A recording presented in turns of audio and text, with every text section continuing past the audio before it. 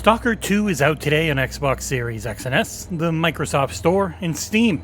It's included day one in Game Pass. As a huge fan of the original trilogy, it has felt surreal to finally play this sequel. GSC Game World has gone through so much over the past few years, and they've released a stellar title. It is a Stalker game through and through. That means it's hard as hell, tells a unique and surprisingly moving story, and isn't going to be for everyone. There are a lot of rough edges as well, so let's break down what this game is and why I loved it so much in the XboxEra review of Stalker 2: Heart of Chornobyl.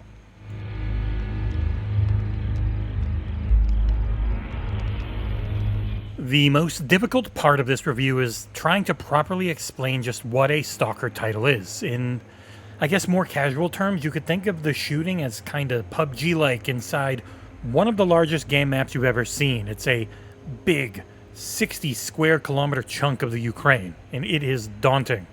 The game does also offer up an easy mode, though any true series fan will play on default. In this game, you are Skiff, a new stalker joining in on looting the zone around Chernobyl. That zone is the star of every Stalker game. The previously 3 playable areas are all here alongside more than you could ever imagine. Entire areas may not be accessible depending on the choices you make during the story, and as you navigate through this world, you'll go out on various expeditions. Preparation is key, as you will need to make sure your gear is fixed and upgraded and you have enough provisions for whatever quest you're going on. It's a world to live in, and I did so for nearly 60 hours in the 6 days we had for our review period. I could see truly dedicated completionists spending hundreds of hours finding every hidden stash and doing all of the available content across multiple playthroughs. In this wild, dangerous zone, the Chernobyl explosion happened twice. Once as we know it, and then again in 2006. The area around the nuclear plant is full of anomalies that can kill you in an instant or zap half of your life away in a flash. There are mutants, militants, and zealots all vying for various artifacts of seemingly magical, supernatural power. So why would anyone ever want to visit here? Well, you'll begin the game with a short tutorial quest as you sneak into the zone and attempt to recharge an anomalous artifact that destroyed your apartment. Things don't go well, as they tend to do here, and you'll be stripped bare of all your gear. From there, the chase is on as you'll knife, shoot, and explode your way through every upgrade you can find to try and get back what was yours. There is no leveling system in this title. Instead, your power ramp is entirely gear-based. There are various pistols, submachine guns, assault rifles, snipers, and more to locate and earn as you become an artifact hunter in the zone. What you want, how you get it, and the consequences of your actions can lead to multiple endings. I saw 2 of the 4 available as I ran out of time to do another complete playthrough to see the other options. Early on, you are piss weak with little food and healing items. Stalker 2 demands your patience, as both anomalies and enemies alike can tear you apart in an instant. Rookie difficulty mitigates this heavily and is available for those looking to see the world and story without the incredible challenge. The gameplay loop consists mainly of you taking jobs in town to earn coupons, this game's money. Once you have enough, you can buy new gear, fix up what you have, and stock up on provisions so that you can comfortably push the next main quest. And you will really want to maintain your gear whenever possible by bringing it into the tech heads in town. Once weapons go below 50% durability, they tend to jam often, leaving you vulnerable in firefights as Skiff fights to free the round. This mix of exploration and story content is entirely up to you on rookie difficulty. You will need to explore and grind out better items to have any shot on the normal or above difficulties, however. Skiff always has 2 main weapon slots alongside a pistol. For armor, you have a body and a head slot. Some body pieces come with helmets attached to them, which tends to happen later on, so you just use that one piece. As you find better gear, you'll attain more and more artifact slots. These are items you can find in the game world that will enhance certain abilities, though many then feed radiation into your body while in use. To fight off that radiation, you can either unequip them, drink alcohol, get better armor, or use anti-radiation drugs. For your weaponry, there are multiple ammo types, and the game's UI does a good job of highlighting it so you'll know which gun uses which. Skiff also gets hungry and needs to eat occasionally, so you'll have to scavenge something to eat as well.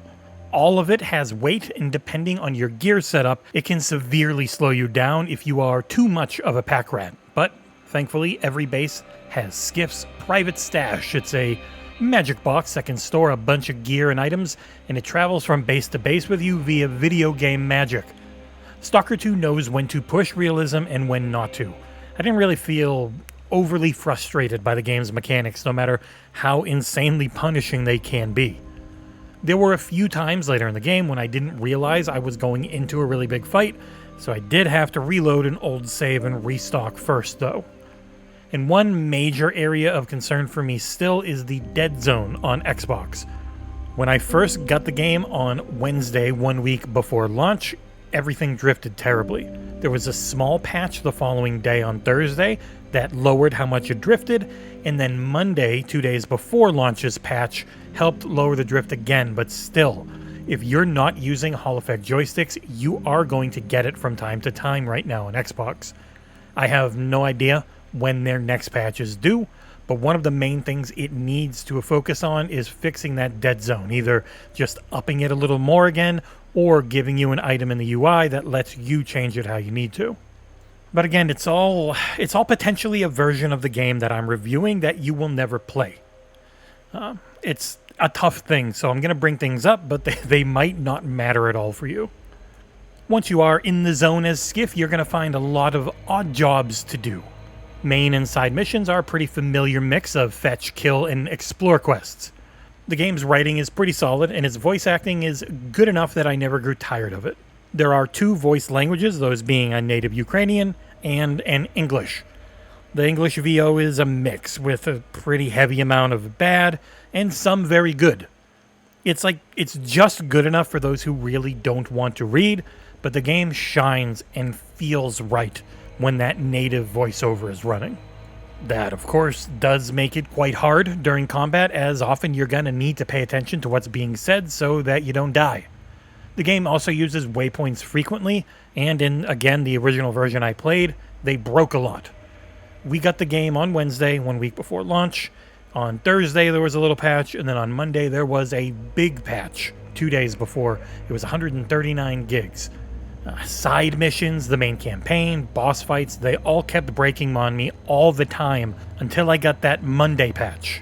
My save only says 40 hours, but I kept track and I know I lost at least 15 hours early on to broken bosses and quests that I had to repeatedly reload. I was hovering around thinking of doing a review in progress that gave the game a temporary 4 because it was nearly unplayable, but you guys are lucky and will never have to play that version of the game.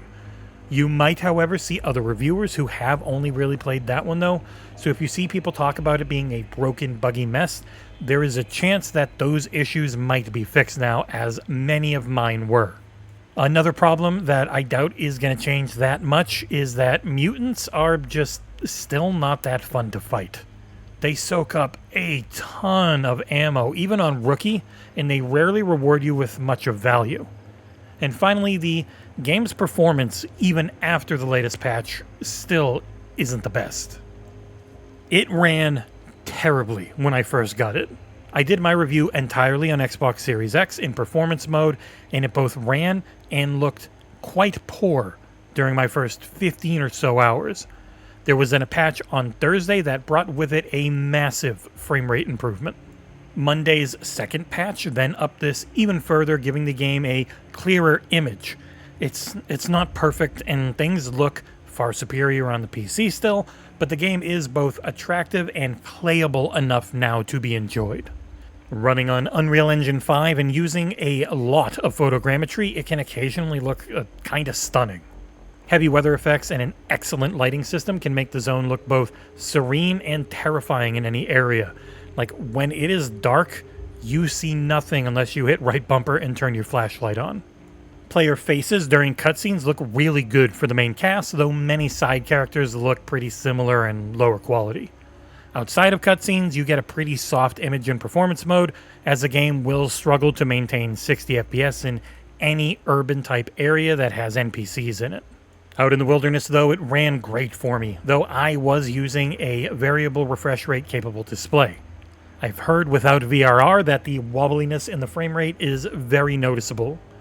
On Series S, you only get the quality mode, and thankfully, on Series S or X, it seems to be the good quality mode. Like, I prefer the performance mode quite a bit, but quality feels about as good as 30 FPS can, thanks to some solid motion blur and aim assist. The main thing for me with Stalker 2 is that it is a vibe. It's this beautiful desolation where you can still find life, and life is there to be killed. It is a circle of existence, and you become a key cog in all of it. Journeying through the wilderness, you'll meet fellow stalkers with whom you can trade. There are multiple side quests and in-world events that make things feel alive in this wasteland.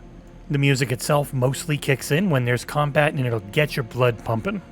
When you're in a base and the radio is playing as everyone sits around the fire and tells jokes, though, it just hits differently.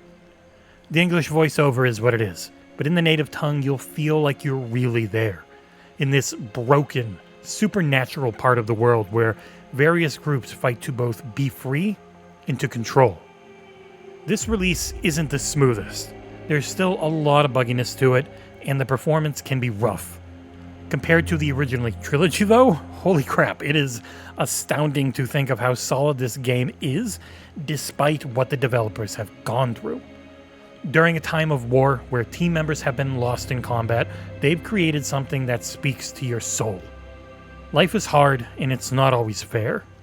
If you do your best, then nearly anything is possible in your mind, even when you know what reality has in store.